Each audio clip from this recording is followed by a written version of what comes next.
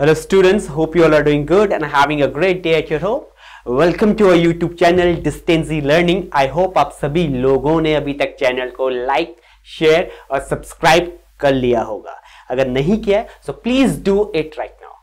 Last class में हमने concept सीखे थे रियल नंबर्स का and we have completed the exercises of real numbers. हमने सारी की सारी एक्सरसाइजेस कंप्लीट कर चुके हैं रियल नंबर्स में. आज हमारे पास नया टॉपिक है polynomials.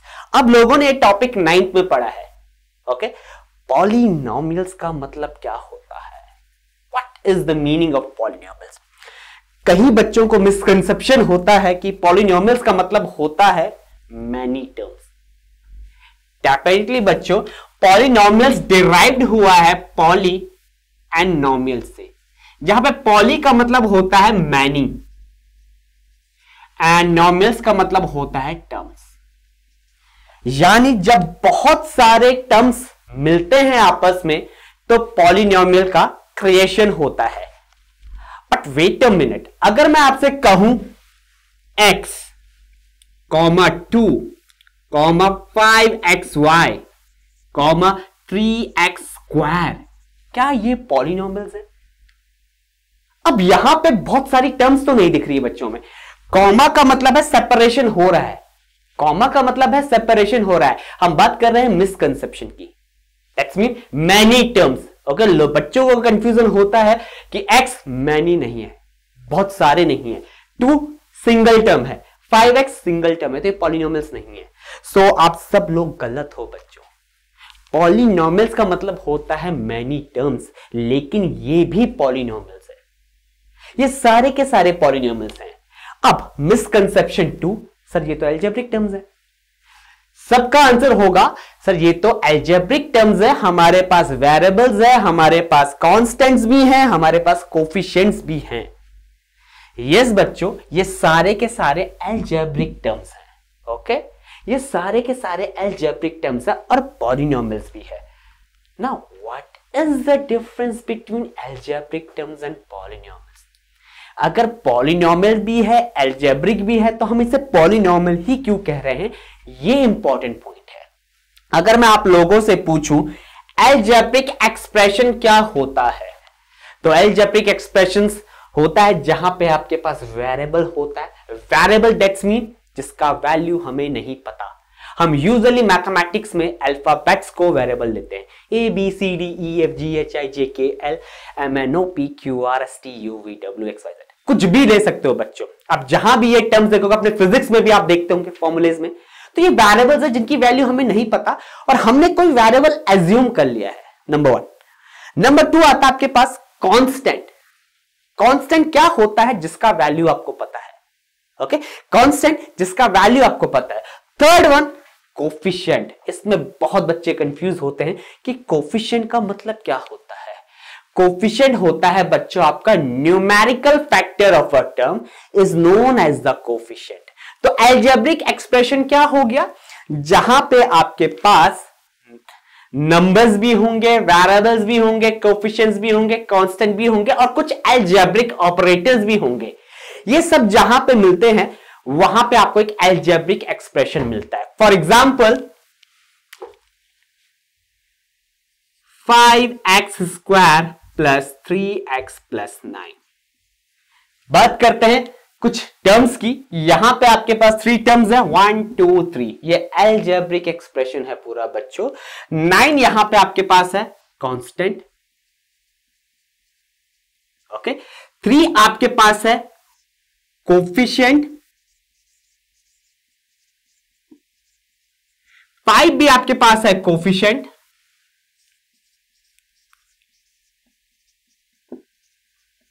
Okay, and the next one आपके पास यहां पे x है variable.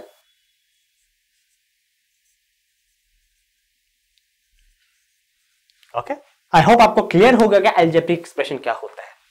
Now the next one, sir polynomial क्या होता है? तो बच्चों जो जो टर्म्स हमने, जो जो चीजें हमने अलजेब्रिक एक्सप्रेशंस के लिए यहां पे डिस्कस करी, वेरिएबल, कोफिशिएंट्स, कांस्टेंट, ऑपरेटर, ये सब पॉलिनोमियल में होते हैं. Hope it's fine. ये सब पॉलिनोमियल में होते हैं, लेकिन एक चीज का होना बहुत इंपॉर्टेंट है जो एक अलजेब्रिक एक्सपोनेंट को क्या बना देता है, पॉलिनोमियल बना देता है, and that is exponent of a variable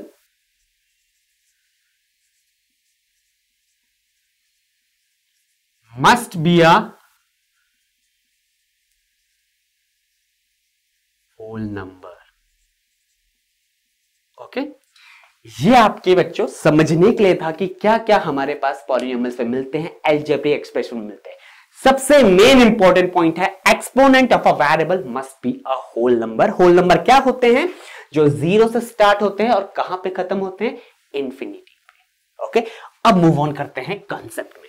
अब यहां पे मैं एक एक्सप्रेशन आपके लिए लिखूंगा बच्चों, okay, and you have to see that it's a polynomial और नॉट। ओके, तो वेरिएबल सबको पता चल गया, जिसका वैल्यू नहीं पता अल्फाबेट्स, जहां पे अल्फाबेट्स लिखे वो वेरिएबल हो गए।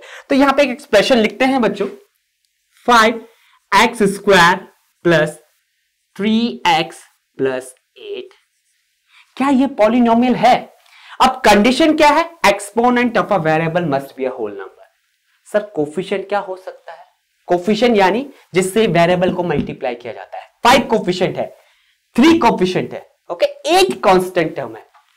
अब क्वेश्चन अराइज होता है, सर कोफिशिएंट, बच्चों कोफिशिएंट कोई भी रियल नंबर हो सकता है, आपको सिर्फ देखना है एक्सपोनेंट क्या होल नंबर है। देखो x का पावर 2 है, yes it's a whole number. यहां पे x का पावर 1 है, yes it's a whole number. तो that's mean this one is a polynomial. Okay, next one, एक और एग्जांपल लेते हैं ताकि आपको क्लियर हो जाए। √3x³ plus 5x square plus 8x minus 9, क्या ये पॉलिनोमियल है? आपको कुछ नहीं करना है, आपको सिर्फ कंडीशन मैच करना है। एक्सपोनेंट यानी वेरिएबल का पावर क्या यहां पे होल नंबर है, चेक करो, 3 मिल रहा है, 2 मिल रहा है, 1 मिल रहा है। कोफिशिएंट के लिए कोई कंडीशन नहीं है बच्चों, coefficient can be any real number. इस पॉलिनोमियल में वेरिएबल का कोफिशिएंट कुछ भी हो सकता है। ओके, इसलिए मैंने √3 लिखा, क्योंकि बच्चों को कंफ्यूजन होता है कि सर √3 तो नंबर है नहीं।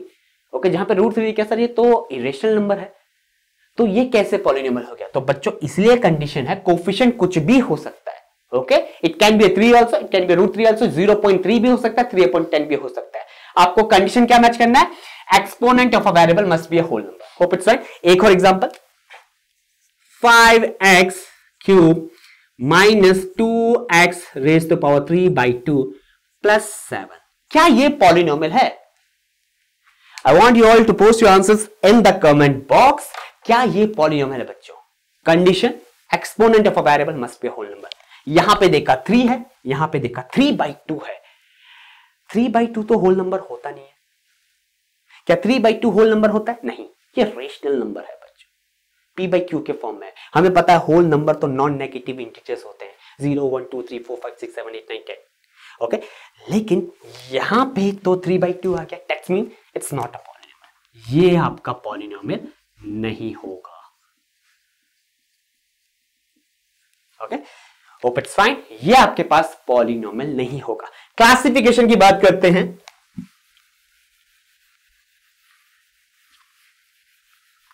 ओके, अब क्लासिफिकेशन आपने अपनी क्लास 9th में पढ़ा है बच्चों, हम इतने डीप में नहीं जाएंगे। ओके, क्लासिफिकेशन का मतलब होता है on the basis of number of terms. Number of terms के बेसिस पे हम पॉलिनोमियल्स को क्या क्या नाम दे सकते हैं। सबसे पहला आता है मोनोमियल। मोनो का मतलब ही है बच्चों एक टर्म। दूसरा आता है आपके पास बाइनोमियल। बाइनोमियल का मतलब ही है बच्चों 2 टर्म्स। तीसरा आता है आपके पास ट्राइनोमियल। ट्राइनोमियल का मतलब है 3 टर्म्स। चौथा आपके पास आता है क्वाड्रिनोमियल। ओके, क्वाड्रिनोमियल का मतलब होता है 4 टर्म्स। ऐसी ही सीरीज चलता रहेगा बच्चों। लेकिन अगर मैं बात करूं पॉलिनोमियल्स, क्या आपके पास मोनोमियल पॉलिनोमियल है? यस, मोनोमियल आपके पास पॉलिनोमियल है। क्या आपके पास 4 टर्म्स वाला पॉलिनोमियल है? यस, 4 टर्म्स वाला भी पॉलिनोमियल है।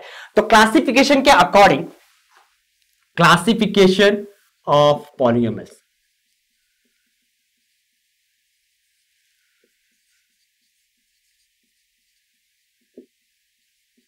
on the basis of number of terms.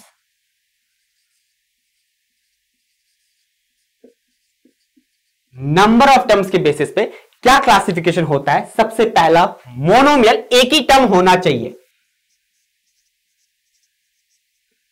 अगला, बाइनोमियल, दो टर्म्स होने चाहिए। The last one, trinomial. यही आपके सिलेबस में है बच्चों, आपको और याद रखना है तो आपको 4, अगर नंबर ऑफ टर्म्स 4 हो गए तो क्वाड्रिनोमियल कह सकते हो।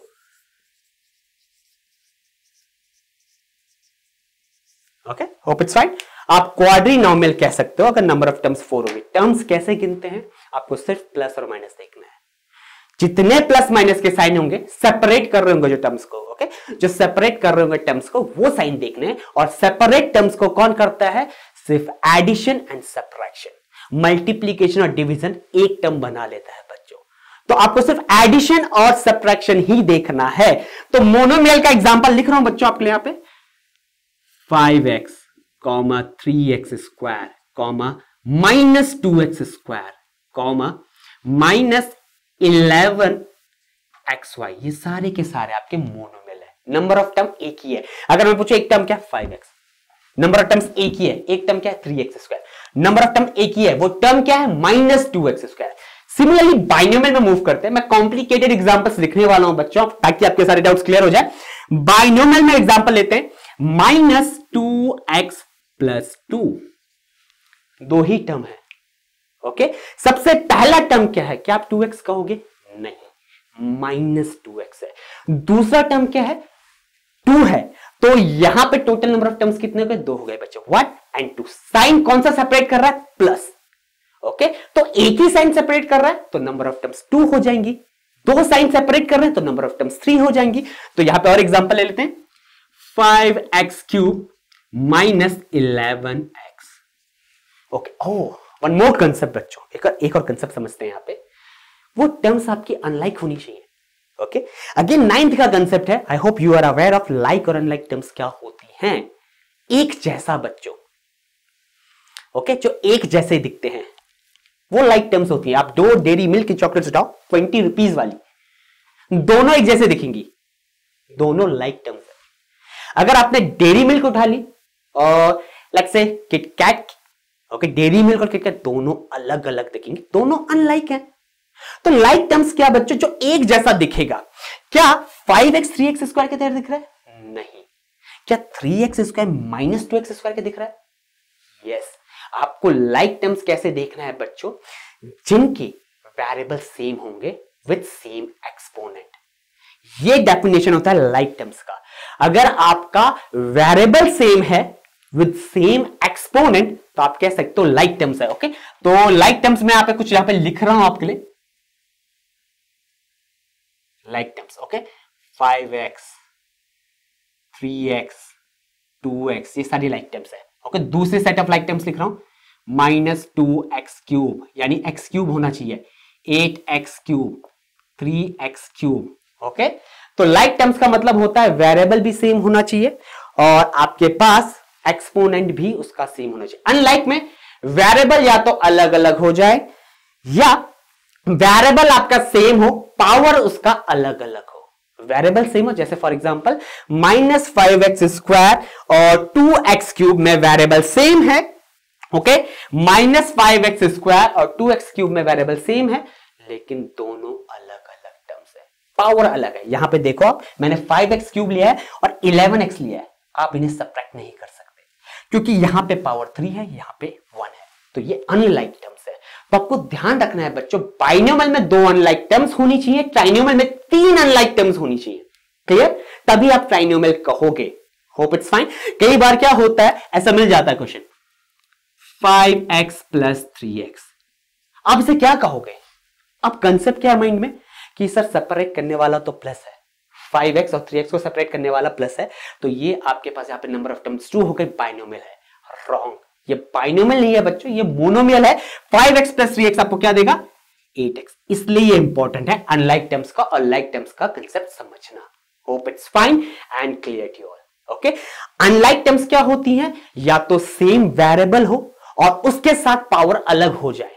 अगर आपको कंपैरिजन करना है अनलाइक टर्म्स में, सेम वेरिएबल हो सकता है लेकिन पावर अलग अलग होंगी और डिफरेंट वेरिएबल्स, इनको आप अनलाइक टर्म्स कहोगे, लेकिन लाइक टर्म्स में आपका वेरिएबल सेम होगा, पावर भी सेम होगी, ये ध्यान रखना। Okay, let's move on to the trinomial example.